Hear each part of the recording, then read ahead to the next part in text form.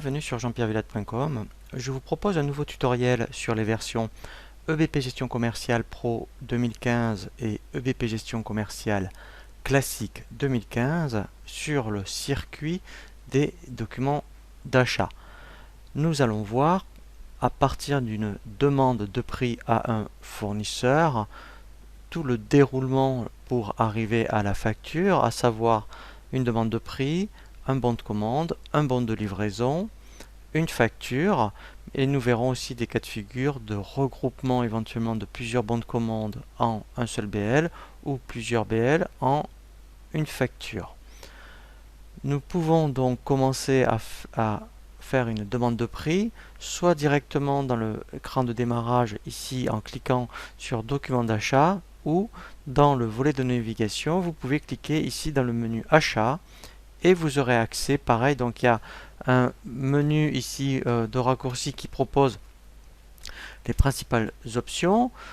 Donc on va faire ce qu'on appelle une demande de prix pour commencer.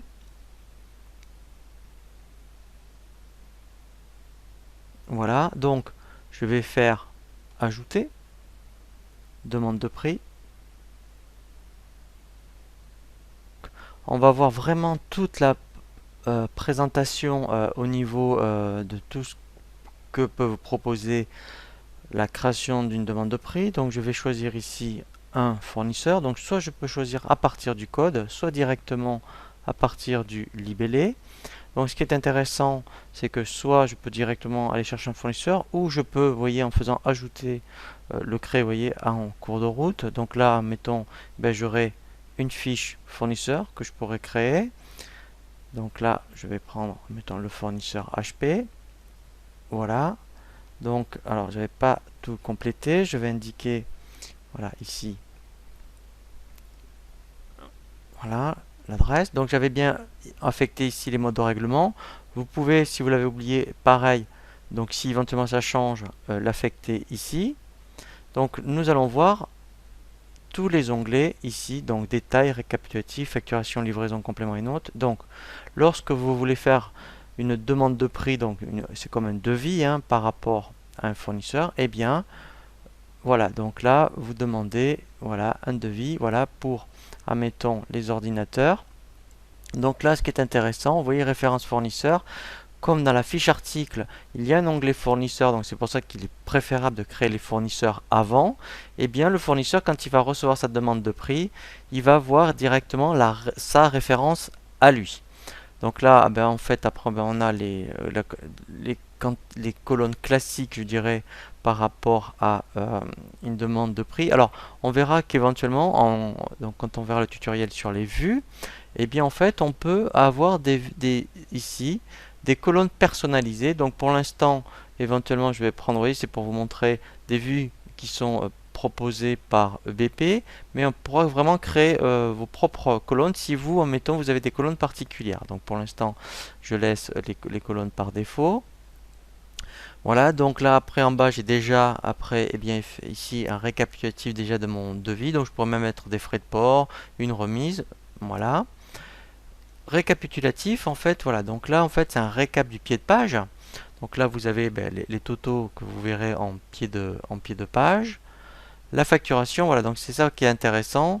Donc vous pourriez très bien indiquer une autre adresse de facturation.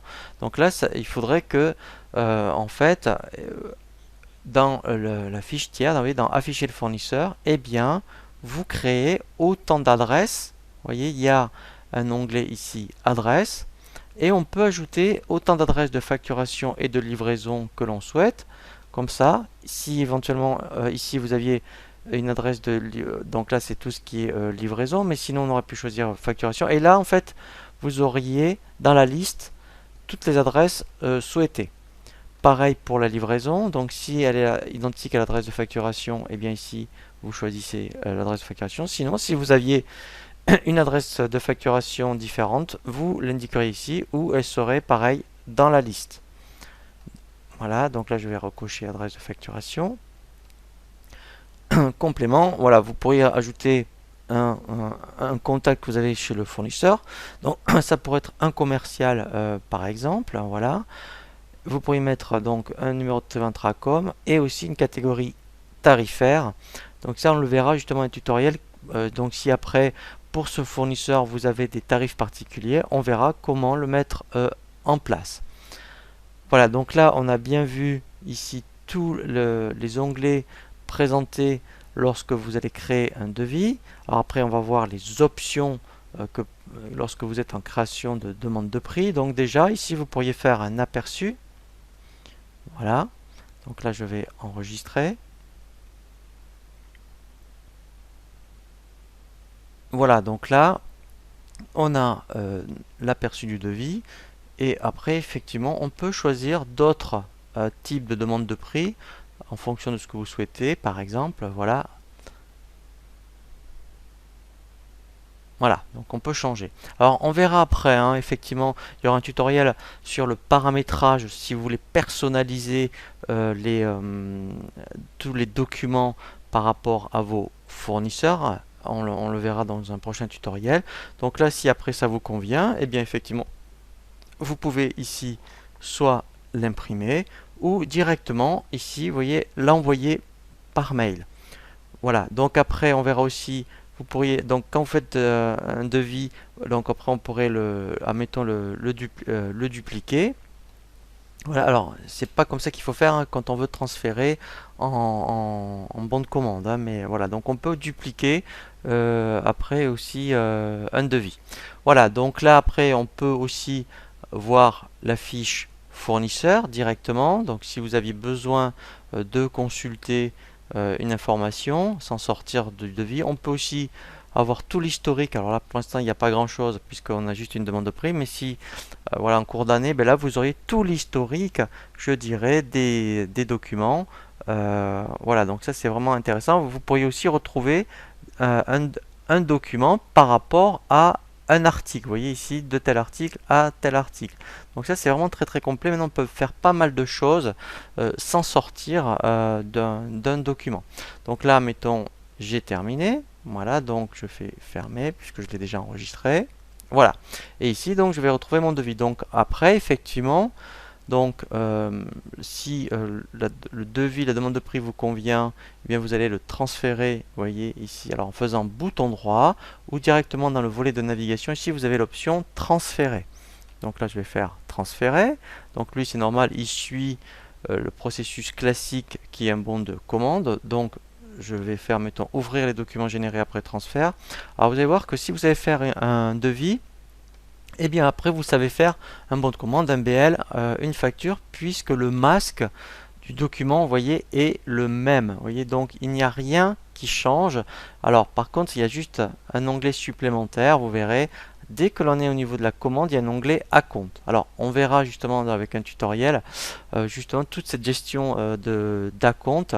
Voilà, donc puisqu'on peut faire des acomptes à partir d'une commande, un BL, une facture, on peut même faire des avoirs d'acompte. Mais là, après, vous voyez, dès que vous avez passé la commande, voilà, là, vous voyez, après, ici, donc, je vais transférer la commande, voilà, en bon de réception. Donc là, c'est pareil, hein, donc il va m'ouvrir, voilà, le document, le BL, voilà. Donc ce qui est intéressant, moi je vous le conseille, c'est de toujours garder l'historique, comme ça, moi, un bon de réception, vous savez que ça vient du devis, admettons, 001 et de la commande 001. Donc ça c'est très intéressant, comme ça, après même si vous avez un interlocuteur au téléphone, eh bien vous avez tout l'historique. Voilà. Et après, donc, je suis au bon des réceptions. Alors, on verra les bons de retour, justement, quand on verra un tutoriel sur tout ce qui concerne les livraisons partielles. Donc là, il y a vraiment des cas particuliers. Donc là, pour l'instant, on fait vraiment un cas simple. Voilà. Donc là, je vais le transférer, vous voyez, en facture. Voilà. Et là, pareil, je vais avoir ma facture. Voilà, et donc on retrouve alors les mêmes informations, hein. Alors, il y a une particularité au niveau de la facture. Vous allez voir, si je fais aperçu, il va me dire qu'elle est en mode provisoire. Alors ça, c'est vraiment très très important, surtout si, alors c'est vrai qu'une facture fournisseur, vous n'allez pas l'envoyer au fournisseur, c'est pour vous. Donc deux possibilités. C'est vrai qu'il est conseillé vous voyez, de les valider. Voilà, donc quand on la valide, voilà, donc je vais la valider.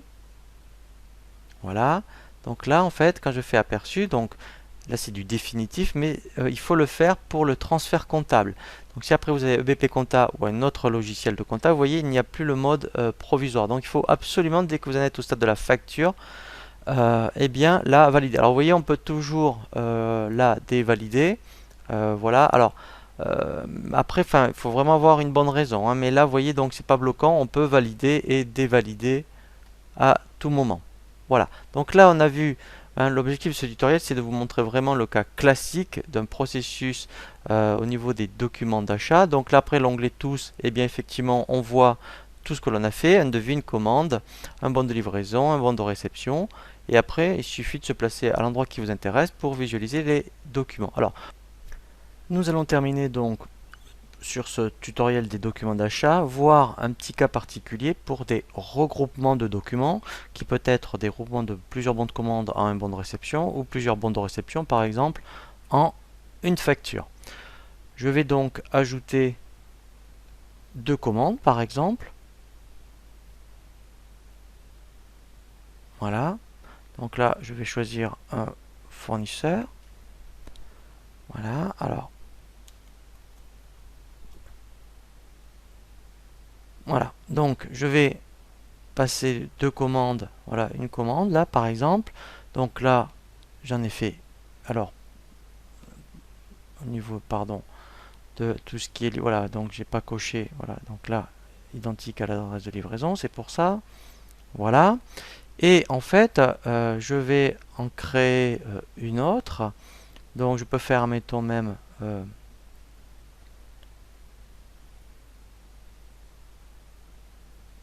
bouton droit, dupliquer, voyez, et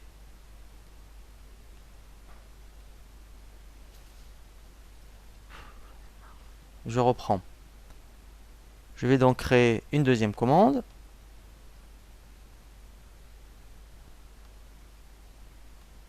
Voilà. Alors, je vais aller chercher toujours pareil le même fournisseur.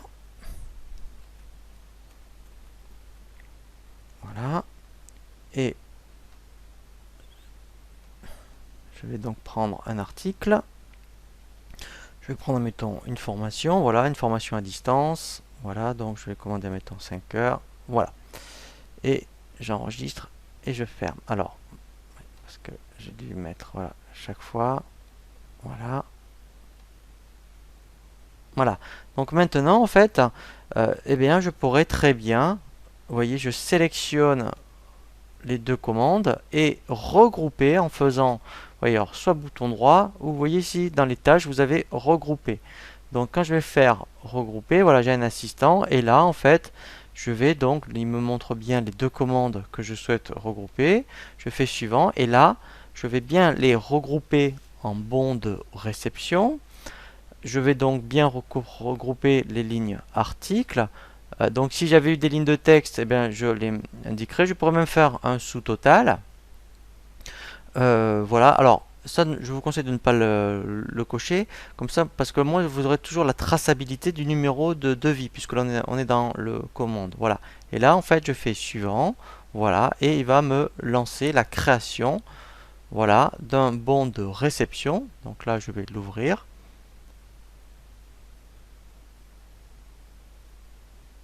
Voilà. Et en plus, alors on va faire après un aperçu, mais vous voyez, c'est plus que présentable. Voilà, donc là j'ai un sous-total, voilà, par commande. Donc ça c'est vraiment très très bien. Voilà, donc ça, ce principe-là, vous l'avez de commande à bon de réception, de bon de réception en facture, ou même de plusieurs devis en une seule commande. Voilà, alors on peut aussi sauter des étapes, hein. J'aurais pu directement regrouper plusieurs commandes et les transférer en facture. On n'est pas obligé de toujours faire commande, livraison, facture. Voilà, donc ça c'est vraiment très très bien de ce côté-là. Voilà, donc là on a vu vraiment en détail le circuit de tous les documents d'achat que l'on peut générer et un petit cas particulier sur tout ce qui est regroupement de documents. On verra ultérieurement un tutoriel vraiment sur les cas de particuliers dans les réceptions partielles et les livraisons partielles, notamment en ce qui va concerner les bons de retour. Je vous dis à très bientôt sur jeanpierreviette.com pour un nouveau tuto.